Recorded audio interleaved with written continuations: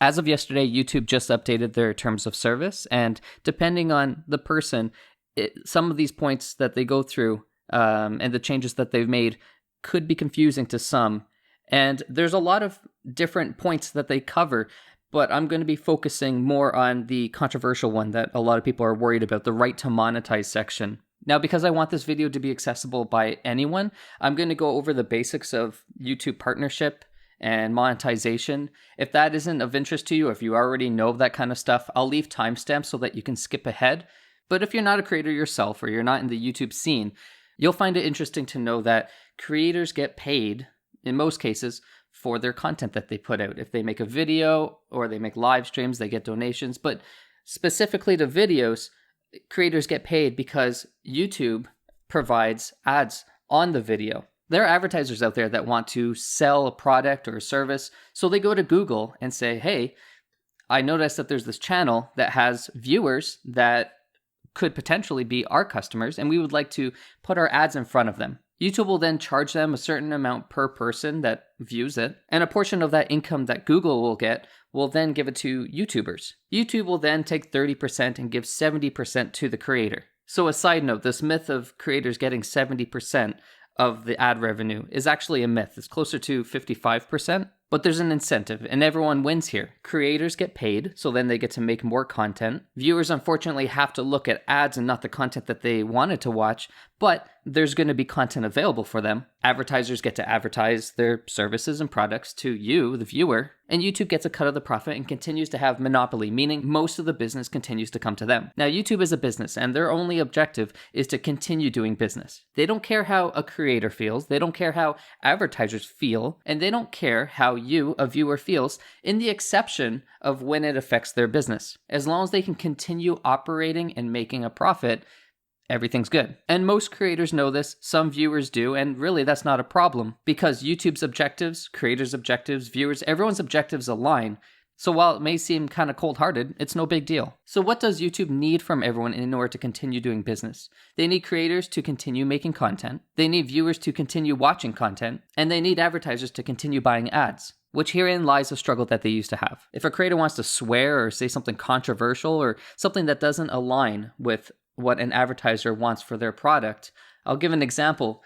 Let's say an advertiser wants to advertise their car to you. They want you to buy their car. But the creator's saying in the video that cars suck and the reasons why you shouldn't buy a car, that advertiser is not going to want to put their ads on your video because it doesn't represent their brand and it's not going to help them achieve sales. Some advertisers don't like creators that swear or talk about LGBT, or talk about politics. There's a lot of things that are taboo to them that if they hear a creator's doing this, they're not going to want to advertise on it, which has caused an issue on the platform in the past. Advertisers would pull their funding, meaning they wouldn't purchase ads to be placed on YouTube videos. YouTube would then not be making money and could not pay creators, which led to creators not being able to create, thus leading to viewers like yourself not being able to watch anything. And that's why up until this point, YouTube has tried to develop a system called the YouTube Partnership Program, or YPP for short, where they have certain rules and regulations that content creators need to follow in order to have ads being placed on their videos. That would allow them to establish trust with the advertiser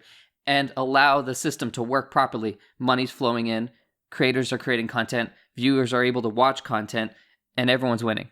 Now, majority of the policies or rules that YouTube sets on creators in order to have ads being placed on their videos and be entered into the program, majority-wise, is easy enough to follow. On top of the rules that they have, they set these two expectations. You need 1,000 subscribers on your channel and at least 4,000 valid public watch hours, meaning people have to watch the creator's content 4,000 hours in total over a year in order to qualify for the program and have revenue come in.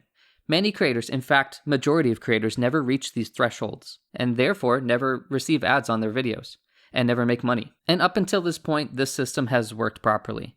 But YouTube would like to change that. I'm going to read the new section that they've included in their language and then translate it so that most people can understand and then share my thoughts on why I think that this is a bad idea. Right to monetize. You grant to YouTube the right to monetize your content on the service. As such, monetization may include displaying ads on or within content or charging users a fee for access. This agreement does not entitle you to any payments. Starting November 18th, 2020, any payments you may be entitled to receive from YouTube under any other agreement between you and YouTube, including, for example, payments under the YouTube Partner Program, channel memberships, or Super Chat, will be treated as royalties. If required by law, Google will withhold taxes from such payments. Now, first off, I want to highlight the ending regarding royalties in an effort to try and simplify this. While I'm still looking into what it means to be paid as royalties instead of what it currently is, I don't completely understand it. I'm not a lawyer. I'm not going to go over that, but it is very interesting the more I look into it. If it's something that you would like me to look into more and share my thoughts on, I'll happily go over it, but that's not the focus of this video. What is the focus of this video is their decision to monetize channels that are not yet in the YouTube Partner Program. When you scroll down, they have a section that explains it in layman's terms, which is good for people who might not understand their language. I'll read over that now and then we can discuss. For channels not yet in the YouTube Partner Program, we add this new section to let you know that starting today, we'll begin slowly rolling out ads on limited number of videos from channels not in YPP, YouTube Partnership Program. This means as a creator that's not in YPP, you may see ads on some of your videos. Since you're not currently in YPP, you won't receive a share of the revenue from these ads, though you'll still have the opportunity to apply for YPP once you meet the eligibility requirements, and you can always check your progress towards eligibility on the monetization tab in YouTube Studio. So in other words, up until this point, YouTube's policy was to only put ads on videos from channels that were in the YouTube Partnership Program. But they would like to change that now and put ads on videos not in YPP. And they want to make it clear that they're not giving any of that money to the creators. Now, I think you can assume what kind of public opinion this has generated. People are upset, many of which thinking that YouTube is showing a lot of greed. Some are comparing this to other creative outlets such as art or music that are paid in exposure. So for example, you have someone go to an artist and say, hey, could you draw something for me? I'm not going to pay you, but me showing it to my audience and my influence will allow you to get future business and then get paid. And I don't think I have to convince you that this is very much frowned upon. Creators feel like they're being taken advantage of. They're working for free. They're being undervalued. And because YouTube is such a dominant figure in the market, many of them are left feeling like this isn't fair. But what am I supposed to do? Where do I go? But when you look at this more as a business perspective and less from the personal angle, you'll realize that this is just the tip of the iceberg when it comes to the issues that are going to unfold. Now, if you're a creator, you make videos, and you're not part of the YouTube Partnership Program currently, maybe you don't have enough watch time, or maybe you don't have enough subscribers, or maybe some of the policies you don't follow, maybe you mention LGBT, or you swear in your videos, whatever the case. Aside from feeling like you're being taken advantage of here, the first thought could be, well, I wasn't making any money anyways. Who cares? I'm going to go over some of the other problems that this could cause for you. As a YouTube partner, I'm a partner, I have the ability to turn off ads or select what kind of ads I would like on my videos. In fact, I'm going to have ads turned off for this video because I think that makes sense in light of this. So if you've seen an ad at the beginning, during, or after this video has been played, please let me know in the comments section. But why would I want to turn off ads or limit what ads are played on my content? I'm going to make less money. When I started my channel, it was before YouTube Partnership was a thing. If you made videos, you would get ads on it and you would get paid. But for the first year, I had ads turned off on my videos because the pennies that I would have earned wasn't worth more than the potential community that I could grow. In the long term, it made more sense for me to turn off ads. If a potential viewer came across my video and someone else's video that were comparable, but the other person's video played an ad and mine didn't, perhaps they would click away from the other person's video and watch more of my content in the future, at the cost of a few pennies. It really made more sense. Did that actually happen? Who knows? But if I could go back, would I do it again? Absolutely. But the point is, I had that choice to be able to do that. For this new policy that YouTube is proposing, creators that don't qualify for the partnership program currently would not have control over the ads. If you upload a video, ads would be played, and you wouldn't get paid for it. Now, perhaps you're not like me. Maybe you don't care about that. It doesn't matter as long as you can make content, and some people will watch it. It doesn't, whatever. Ads play, they'll click away. Eventually, you're going to want to monetize your content anyways, so might as well get them used to the ads. Maybe you could look at it from that angle. But here's the biggest problem that I think a lot of people are skipping. YouTube is making 100% revenue off the ads that they're going to be placing on your videos.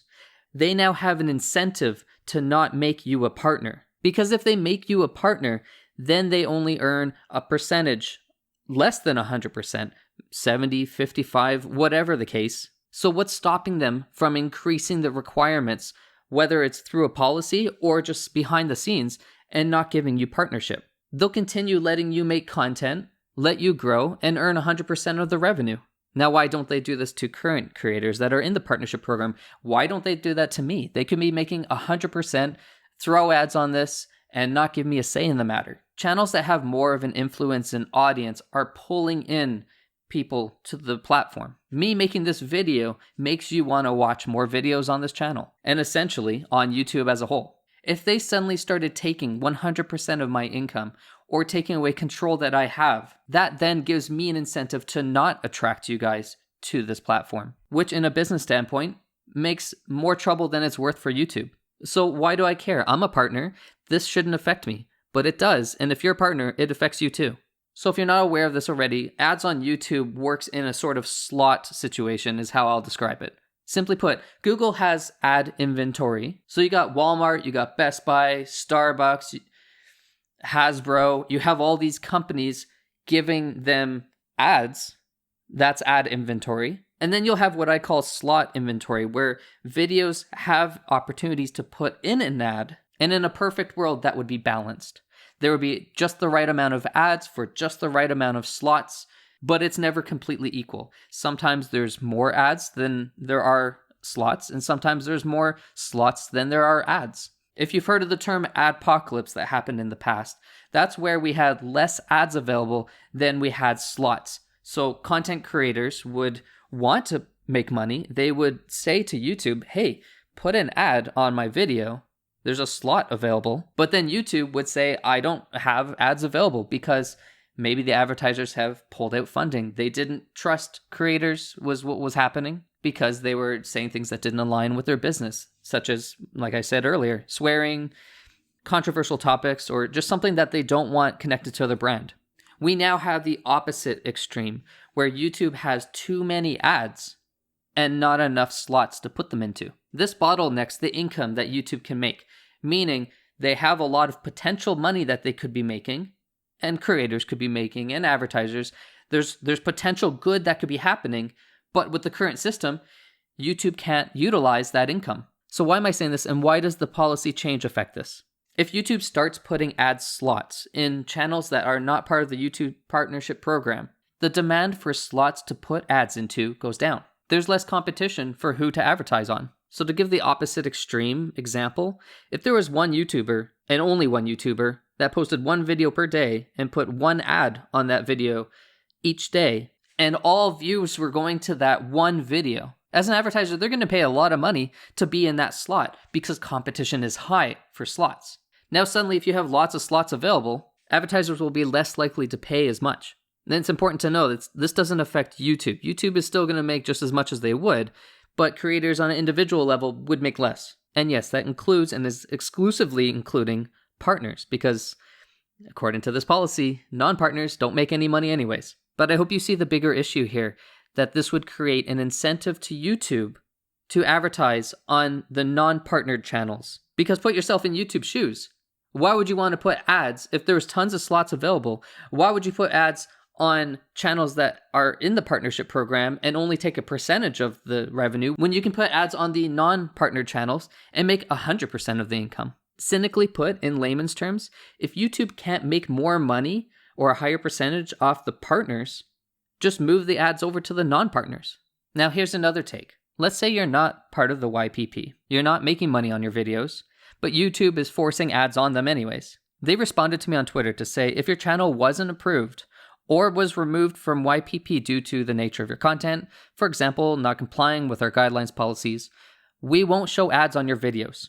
Regardless if you're in the YPP or not, all videos must meet ad-friendly guidelines to run ads. While that makes sense, what does this cause? Well, personally, if I wasn't a partner and I wasn't making money on the ads that YouTube was putting on my videos, why have ads on the videos? As I said earlier, I think that people are going to click away from my videos if they see an ad that I'm not getting paid for. So it gives me an incentive as a creator to walk a line where I make non-ad friendly videos. Does it benefit me? Maybe not on surface value, but some people will do it just in spite. In fact, I think a lot of people would do it just in spite. But to those who are not spiteful, they still benefit from doing this. As a smaller creator, you want to stand out from the crowd. You want to be different so that you can be a big creator and eventually make money and do this more for a living. If all the partner channels have to follow these rules and be ad friendly and do things by the book, an easy way to be different is to not be ad friendly. Well, that doesn't sound so bad, does it? It gives the smaller creators a chance to grow. But if we know anything about YouTube systems, they don't always work correctly. There's a lot of content being uploaded to YouTube. So while they're handpicking a few videos that are not in the partnership program to put ads onto, there will be some videos that disalign with advertisers. They'll be way too edgy, and YouTube will lose trust from the advertisers. They'll pull their funding, and we'll have another adpocalypse. Then where does that leave us, YouTube? A ton of slots are available. There's less ads for both non-partnered, so you're not getting the 100% anymore, and partnered creators. Everyone's making less money. Your creators stop wanting to make content. You can see how this doesn't work. Now let me talk to you as a viewer. Why does this even matter? If you're watching this, there's a good chance that you watch other content on YouTube. The outcome that I just outlined results in less content being available for you to watch, despite you still watching ads. Nothing's changed there. And a lot of people, spiteful in nature, will want to start using an ad block because they don't want to pay YouTube 100%. They would want to support the creators. And if they don't feel like they're supporting the creators, they're not going to support. With creators not being able to support themselves with edited content, they would start streaming more. In fact, we see it today. Many creators are moving over to live streaming to outlet their creativity because that pays the bills. Is this a problem if you like live streams more than videos? No, it's not. But in my opinion, who knows what kind of problems could arise from live streaming in the future. It would be nice to at least be able to fall back onto videos if something happened. So where does this leave us? What's the solution? Because this is new and still developing, I think it's important that we communicate and share this information with one another so that we can better brainstorm some solutions. But let me leave you with what I think would help. I think YouTube should handpick videos that are not in YPP when inventory is available. In a situation like this, where YouTube has a lot of ads to be placed into videos, but not enough available slots, absolutely look for one-off videos that are not part of the program and put ads on it. Now, I think this should be an option that non-partnered channels should be able to opt out of. In fact, I think by default, it should opt you out. But knowing how many videos on this platform get views from creators who aren't using the platform anymore, I'm not even going to flatter the idea that YouTube's going to give up that potential revenue.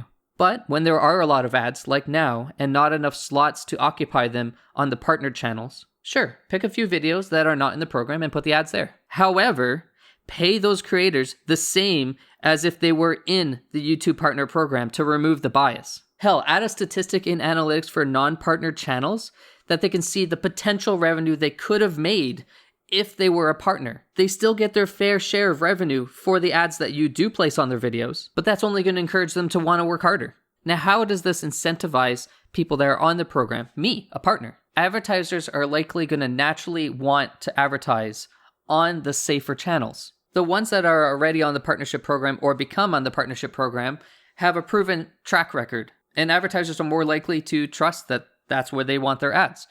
They're going to want to pay a premium to them. Advertisers will pay more for ads. That gives YouTube an incentive to put the ads on the partner channels, and everyone wins. Smaller creators may get potential income. Larger channels don't have to worry about the stability of the ad model, and YouTube can use the ad inventory that they get without risking future trust and business with advertisers and creators. But let me know what you think. Am I being too one-sided? Do you have better solutions, or is this not a problem at all? Feel free to share this video so that the information gets out. I'd be happy to look at the comment section and see what you guys think. And if anyone from YouTube is watching this, I'm sure you're aware of the patience you're testing with your creators. It's moments that you create like these that I think you'll remember when you ask for your partner's sympathy outside of a business transaction and get no response.